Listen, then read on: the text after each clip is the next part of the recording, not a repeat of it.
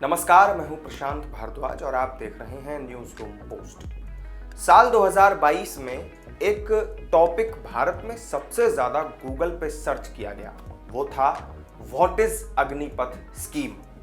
सेना में भर्ती होने का सपना देखने वाली युवा आंखें लंबे समय से आर्मी रिक्रूटमेंट प्रोसेस की बाट जोह रही थी और ऐसे ही साहसी युवाओं के लिए मोदी सरकार लेकर आई अग्निपथ स्कीम, ताकि युवाओं का सेना में भर्ती होकर देश सेवा करने का सपना पूरा हो सके। सरकार ने बताया कि अग्निपथ के तहत भर्ती होने वाले युवाओं को अग्निवीर के नाम से जाना जाएगा। इस योजना के तहत केवल भारतीय सेना में ही नहीं बल्कि एयरफोर्स और इंडियन नेवी में भी भर्ती की जाएगी। हालांकि इनकी भर्ती 4 साल के लिए ही होगी और 4 साल बाद इनमें से 75% युवाओं को उनके घर भेज दिया जाएगा ताकि वो कोई दूसरी नौकरी कर सकें और इनमें से केवल 25% युवाओं को ही स्थायी भर्ती सेना में दी जाएगी। सरकार ने बीते साल 14 जून को ये योजना लॉन्च की थी। सरकार का इसके पीछे कहना था कि 17.5 साल से लेकर 23 साल तक की उम्र के उम्मीदवार अग्निवीर बनने के लिए आवेदन दे सकते हैं। साथ ही उसने 10वीं का एग्जाम 45% अंकों के साथ पास किया हो। इसके अलावा सभी सब्जेक्ट में कम से कम 33% तक उसके नंबर होने चाहिए। आवेदक अगर शारीरिक तौर पर मापदंडों को पूरा करता है तो ही वो इस योजना के तहत पात्र माना जाएगा।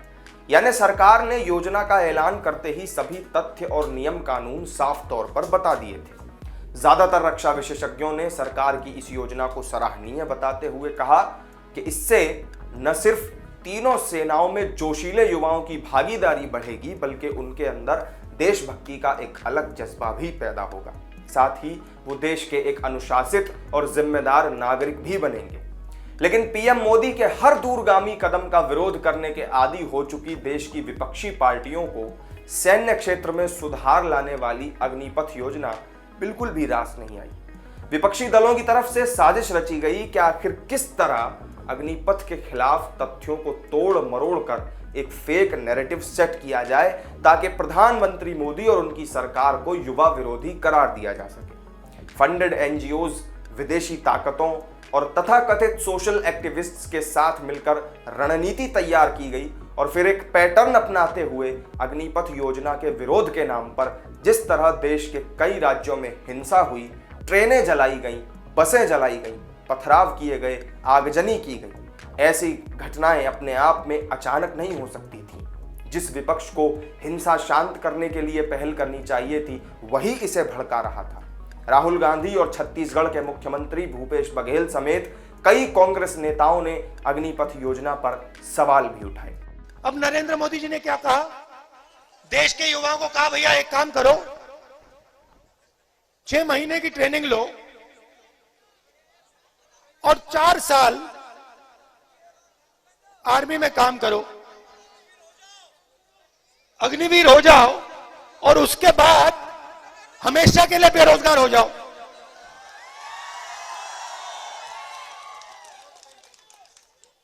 अब देखिए, युवा के दिल में भावना है, देश की रक्षा की भावना है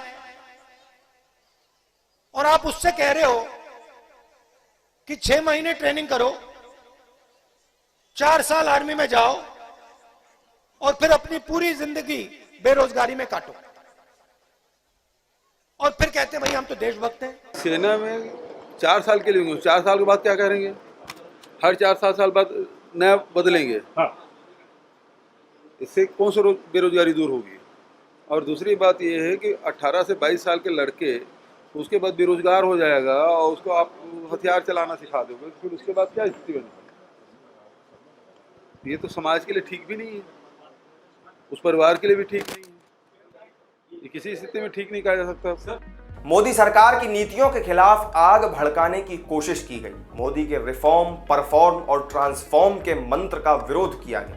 अग्निपथ योजना के खिलाफ किए गए हिंसक विरोध प्रदर्शन से सबसे ज्यादा बिहार प्रभावित हुआ, जहां ट्रेनों तक को आग के हवाले कर दिया गया। सोशल मीडिया के जरिए अफवाह फैलाकर माहौल खराब करने की साजिश रची गई। बिहार में सरकारी प्रॉपर्टी को बड़े स्तर पर नुकसान पहुंचाया गया। कई ट्रेनों को आग के हवाले कर दिया गया। तेलंगाना, कोलकाता और झारखंड में भी स्थिति विस्फोटक हो गई। यूपी के भी कुछ इलाकों में प्रदर्शन हुए और राजधानी दिल्ली में भी प्रदर्शनकारियों ने कानून हाथ में लेने की कोशिश की। इस हिंसा में रेलवे की तकरीबन 1000 करोड़ रुपए की संपत्ति नष्ट हुई थी। रेलवे को जहां अपनी ट्रेनों का नुकसान सहना पड़ा, वहीं यात्रियों को यात्रा पूरी न होने की स्थिति में करोड़ों रुपए का रिफंड भी देना पड़ा। विपक्षी साजिश को अग्निपथ योजना का विरोध करने पर मुंहतोड़ जवाब भी देश के युवाओं ने ही दिया।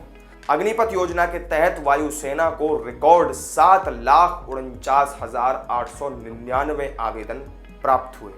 विपक्षी षड्यंत्र की कलई खुल गई और इसके अलावा अदालत से भी अग्निपथ का विरोध करने वालों को करारा जवाब बीते दिनों मिला। अग्निवीर बनने के लिए युवाओं के उत्साह से बौखलाए विपक्ष ने दिल्ली हाईकोर्ट का रुख किया था और योजना के खिलाफ 23 याचिकाएं दाखिल की गई थी। बीते सोमवार को ही हाईकोर्ट ने तमाम 23 याचिकाओं को खारिज करते हुए अग्निपथ पर रोक लगाने से इनकार कर दिया। कोर्ट ने कहा कि योजना में दखल देने की कोई वजह उन्हें नजर नहीं आती। दिल्ली हाईकोर्ट में चीफ जस्टिस सतीश चंद्र शर्मा और जस्टिस सुब्रमण्यम प्रसाद की बेंच ने उन सभी याचिकाओं को खारिज कर दिया जिनमें केंद्र की अग्निपथ योजना को चुनौती दी गई थी। दिल्ली हाईकोर्ट ने पिछले साल 15 दिसंबर को सुनवाई पूरी करके अपना फैसला इस मामले में सुरक्षित रखा था। अब करीब 2.5 महीने के बाद अदालत ने इस मामले में फैसला सुनाया। हाईकोर्ट में केंद्र सरकार ने अग्निपथ योजना का समर्थन किया था। दिल्ली हाईकोर्ट ने अग्निपथ योजना को सही करार देकर उन सभी लोगों के इरादों पर पानी फेर दिया जो मोदी विरोध के मकसद से इस योजना का जानबूझकर विरोध कर रहे थे। इस योजना का विरोध राजनीतिक लाभ लेने के लिए किया जा रहा था। यही कारण है कि उसके विरोध में तरह तरह के कुतर्क भी दिए जा रहे थे। कई बार तो इन कुतर्कों की जगह बेहुदा बयानों ने भी ले ली थी। अब जब अग्निपथ योजना को न्यायपालिका की तरफ से भी हरी झंडी मिल गई है तो इससे एक बार फिर देश की सुरक्षा को लेकर पीएम मोदी की दूरदर्शिता पर मुहर लगी है। तो इस वीडियो में मेरे साथ फिलहाल इतना ही। अग्निपथ योजना को लेकर दिल्ली हाई कोर्ट के फैसले को आप कैसा मानते हैं कमेंट करके जरूर बताएं। वीडियो पसंद आई हो तो लाइक और शेयर कर दें और चैनल को सब्सक्राइब नहीं किया हो तो जरूर कर लें। फिर मिलेंगे नए वीडियो में नई जानकारी के साथ। तब तक के लिए दीजिए इजाजत। नमस्कार।